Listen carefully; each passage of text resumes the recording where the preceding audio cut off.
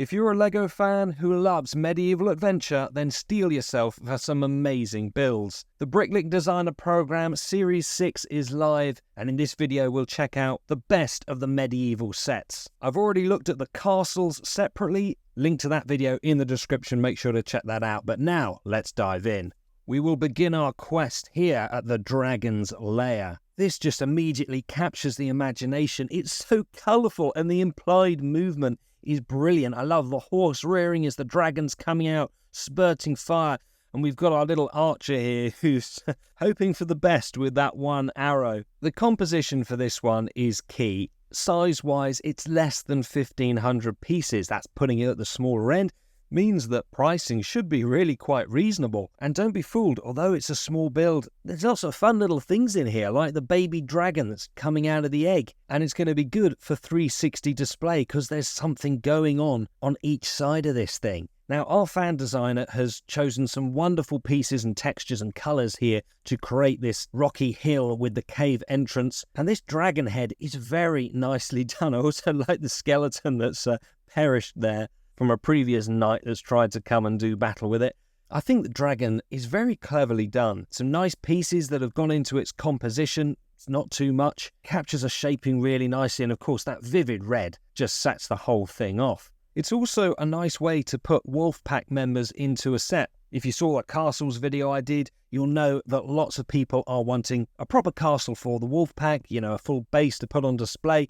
And hopefully LEGO do get the message, but if they don't want to go down the castle route, here's a wonderful medieval fantasy build where we can get Wolfpack members in, and I think it's super. But what do you think? As with all of these, let me know down in the comments below. My next pick is this, the Forest Encounter. Fairly small build, coming in at just 560 pieces, but that does not mean it doesn't stand a chance. Remember, there's only 5 finalists for the BrickLink Designer Program, and those are usually spread out as much as possible over different size sets. Having said that, probably only 1, maybe 2 tops from castle medieval type themes are going to be included, but down at the smaller end, this is a really nice carriage. Yes, it's done for the Lion Knights. Perhaps it would be good if we could get some extra pieces in there so you could choose which faction you wanted the carriage to belong to.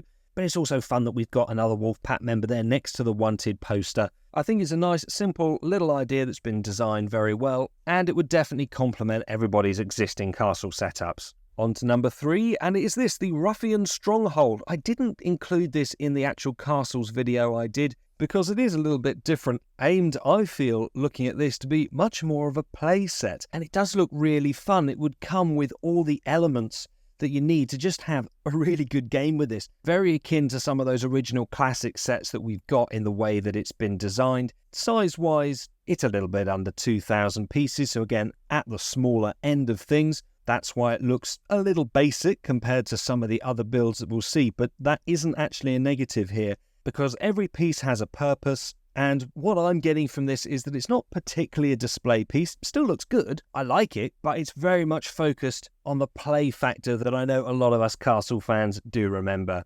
So a bit of nostalgia, I think, in the way that this one's been designed. And for me, that's a big tick in the box. I think it's been done really well. Now, there's been quite a lot of carriages proposed for Series 6. This is the only other one that I'm going to feature because, along with the Forest Encounter, I think it stands out the most. Firstly, it would be nice to get these parts in these colours. Don't generally get too much of them in LEGO sets. And again, with some customization, it would be nice that this could potentially belong to any particular faction. That would be a good feature. But most importantly, this is something that if you do have a sort of medieval setup in your home, this is going to add to it. Be a very fun addition, and frankly, I think looks really nice. I'm also kind of keen about the idea of getting 4 more horses. So I like the ornate design and think it would fit in really well, adding to the story that goes with existing sets. For something a little bit different, my next pick is this, the medieval Mongolian Camp. We've had this proposed in a different guise before for BrickLink. I can't remember exactly how that looked, but if memory serves, there's been a couple of little changes on here. Seems to have a bit more texture and colour throughout, and it's quite a refreshing idea. It'd be nice to get these different minifigures, and of course, more animals never go amiss. But between the camp and the little yurt here, there's quite a bit of fun play that can be had. And whilst, of course, it's very small, that doesn't take away from quite how good it looks. I think this would be a nice thing to have on display. Now remember, size-wise, just over 1,000 pieces. That's good news from a price point of view. There's certainly not many builds out there about this culture, and therefore being a little bit out of the box, left of field, I find it very refreshing. Now, if you agree, make sure to head on over and vote for it. That goes for all of them in this video. I'll put the link in the description down below, or of course just Google BrickLink Designer Program. You've got until the 18th of October to do it. So your vote could very well count, and I don't think it'd be misplaced here. Really nicely done. Big thumbs up from me. My next choice, though, is this, the Blacksmith's Breeze. And straight away, very characterful design. I love the windmill. It's a build that looks to be fairly compact, but at the same time, there's plenty of space to position minifigures in, and there's some nice contrasting colours going on throughout. Proposed minifigures are also nice, and of course, the little pig. But I do like builds like this. Of course, I'm a big fan of actual castles, but it's nice to get other things that build out the world. And I think this is a fun one.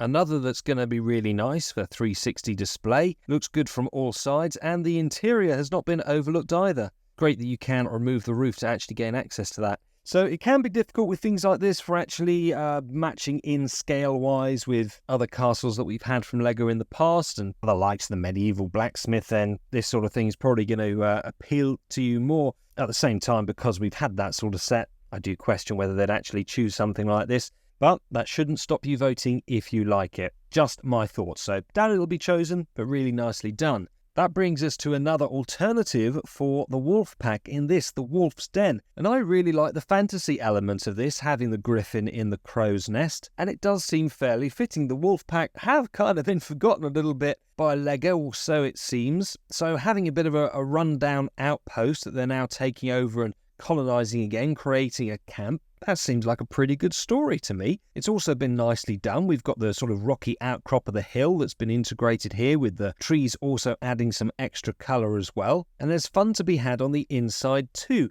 Just under 2,000 pieces, very reasonable piece count wise. Looks to have been well designed as a good fun set that's also quite different from a display point of view as well. Decent array of minifigures too, of course, with the Lion Knights coming in, and as a fan of the fantasy element, I do appreciate the Griffin being popped in there as well. So that does really catch my eye. I think it could do very well. Sticking with the fantasy vibes, we have a Dragon Sanctuary. The first thing that strikes me is a really nice use of shaping and, of course, contrasting colours that do complement each other really nicely. This build opens up, giving you the option for all-round displayability as well as the nice fun play factor. And to my eye, there also seems to be the right amount going on. 2,410 pieces. It's not over-crammed with things, but neither is it lacking in detail, so just about right. I'm not a huge fan of the dragon. I don't think that that's quite as good as it could have been, so perhaps some improvements wouldn't have gone amiss there. But as far as the main build is concerned, it's quite different, offers a lot of fun, and does stand out from the crowd. Now, if you're a fan of Winter Village sets, as well as the medieval, this one's really going to do it for you. The Tavern Under the Snow. Piece count-wise, this one's coming in at 2,616 pieces, and is a nice idea. We've had quite a few taverns proposed in the past, none of which, of course, have been chosen, but this offers something different. I love the way that the snow looks on the tile roof of this building, and of course, coming down over the edge of the brickwork and on the steps. I feel it's been really nicely thought out. It looks good from pretty much every angle. You still have plenty of places to position minifigures, but texture and layering that's going on here has been very nicely done. Of course, comes apart for ease of access, and the inside doesn't disappoint either. I feel that a tavern does lend itself very much to the whole medieval story. It's something that we probably should get as a set from BrickLink or LEGO Ideas at some point. It does help to build out the world. It's also a nice excuse to have different factions included in the same set. All round then, a pretty nice build, definitely deserving of a few votes. The next submission is the Witch House, something that we have seen before. I was a big fan of it then, and I still am now. Admittedly, I can't remember which series it was proposed for, and my memory's not good enough to know what changes, if any, have been made. For me, it's the shaping that really stands out. I would have liked perhaps to have a few more leaves on the roof of our witch's house here, maybe some vines creeping up it. That could have added a little bit more. That said, a little bit over the 2,500 piece mark. You are already getting plenty of bang for your buck, I feel, with this build. Again, size-wise, it's going to go more with your medieval Blacksmith. Won't fit in as nicely with proper castle builds. That is perhaps a markdown for it. But all it really means is that we actually need to get more builds of this size as well. I think this is a bit of a Marmite one, really. You're either going to love it or you hate it. I really do like it. I think it's fun what's going on in the inside. It's a shame that we only get the one minifig with this one, being our witch. Kind of makes sense from the story aspect, of course, but just because of the piece count, we could have had a couple more popped in there. Would have made this potentially a bit better value for money if it is chosen. But the way it's been done is very nice. I love the water here. And any of these medieval builds that are on the sort of spooky fantasy side of things, they're the type of thing that I do like. So perhaps not the best of builds for play, but certainly as far as display goes, I think it's been very nicely done.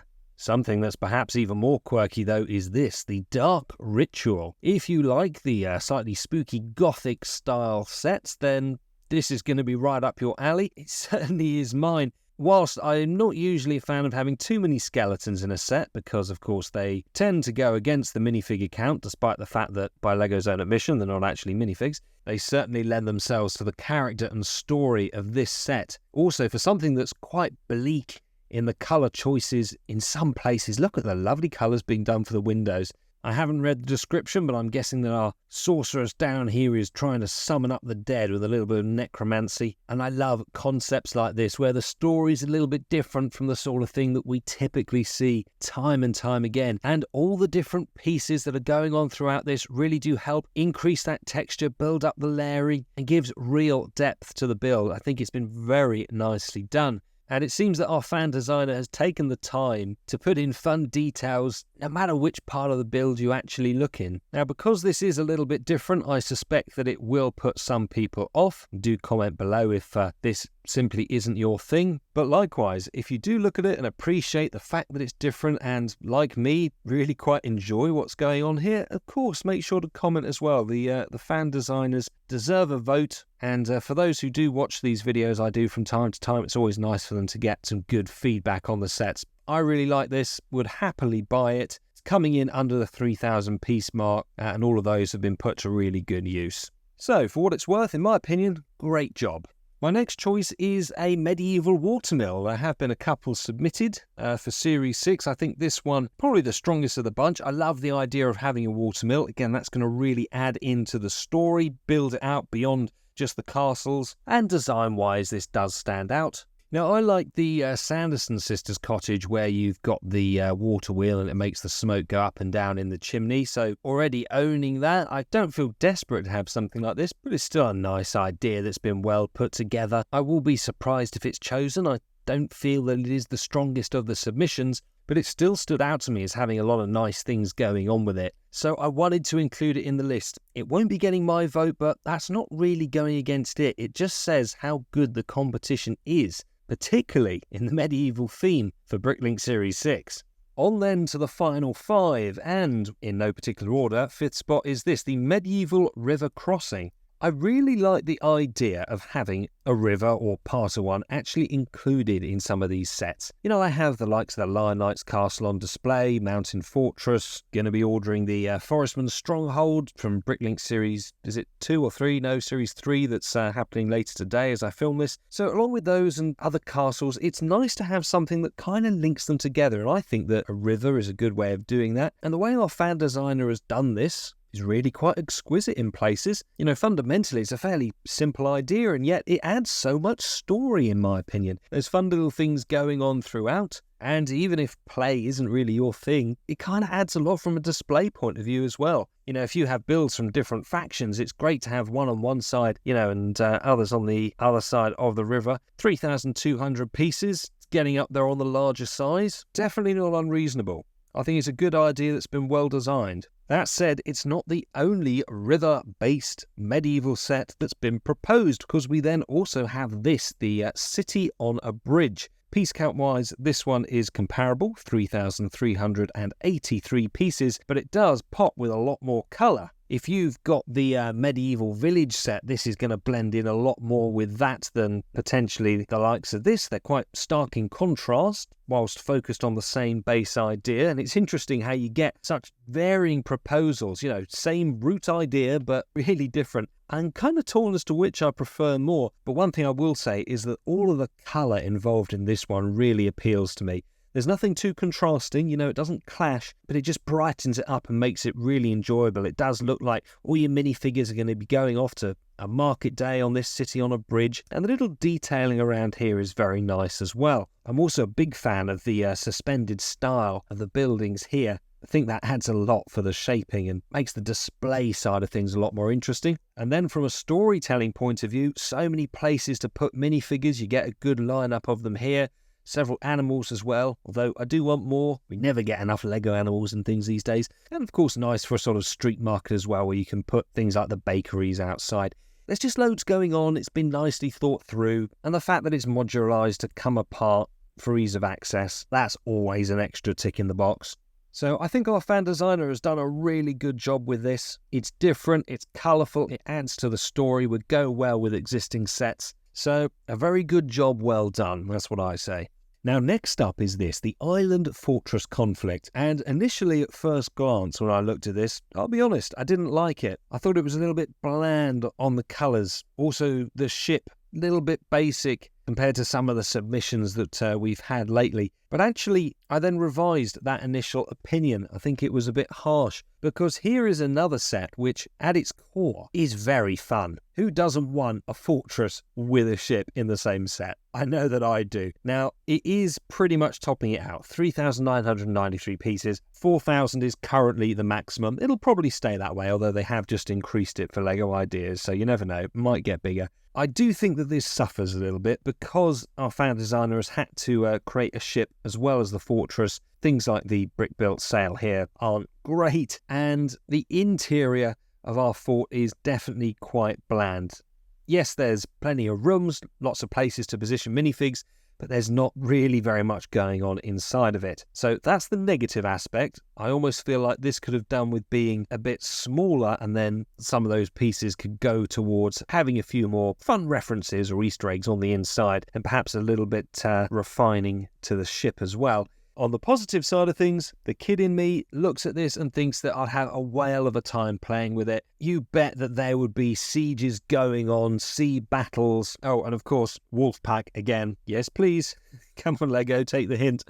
We do want them. So yeah, I do change my initial opinion. I would still like there to be more colours going on throughout this, extra splashes of red, more details on the inside, and perhaps therefore bringing this down a little bit in size. Improvements to be made, I feel. But all of that aside, there's so many cool things that have been done here. I think the fan designer's done a really nice job of capturing that desire to just get a set and start playing with it. And let's not forget this is LEGO. It is a toy, so that's important. For our penultimate set, we have the Ragged Crow Inn. We had a tavern earlier on in the lineup, and this one is another fantastic contender. First of all, I know I talk about layering in texture on builds because it's one of the key things that draws me in. And this is a wonderful example of it. Big things like the trees are great and they do add a lot, but then all the little things going on down here, from the toadstools to the chopped wood, plants growing, that on top of the earth underneath where you've got the vines coming through, and of course it all winding up the building itself, which has this wonderful use of different colours on it, and then all the little pieces. I mean, sure, it would be a little bit fiddly to put together, I have no doubt. I get very fed up with my fat fingers trying to do little pieces like this. I usually break things and send them scattering everywhere. But when it's done, it's so satisfying, and I love the look of this. From every angle, it is appealing, and what a place for our Wolfpack once again to be hiding out. It's one of the submissions that the more that you look at it, the more things you find. There's so much going on, and that does take a really good level of design quality. Now, yeah, not far off 4,000 pieces. It's top end. That does mean that it's competing with some of the castles that I looked at in the other video, and if I'm brutally honest, a couple of those I would definitely rather have over this. And BrickLink simply aren't going to choose two medieval castle themed sets of a very similar piece count. It won't happen. It's unlikely that they'd choose 2 at all, but if they did, they're going to be of really quite differing piece counts. That aside though, what an absolutely fabulous build. I think it looks fantastic. I'd love to have it on display. It has wonderful character, a real charm. I think it's fair to say that out of all of the sets, never mind just this theme, but all of the ones proposed for Series 6, this would come in my top 10. So we've seen 2 other bridges, but now it is this, the medieval toll bridge. And this is perhaps a wonderful combination of the 2 that we've already seen, with the added benefit of, yes, you guessed it, being run by the Wolfpack. It's a brilliant blend of colour. As I've already said, the idea story-wise of having a river that can have different factions on either side and therefore having something to cross it is really cool in my opinion. I think it's clever how we have our bridge in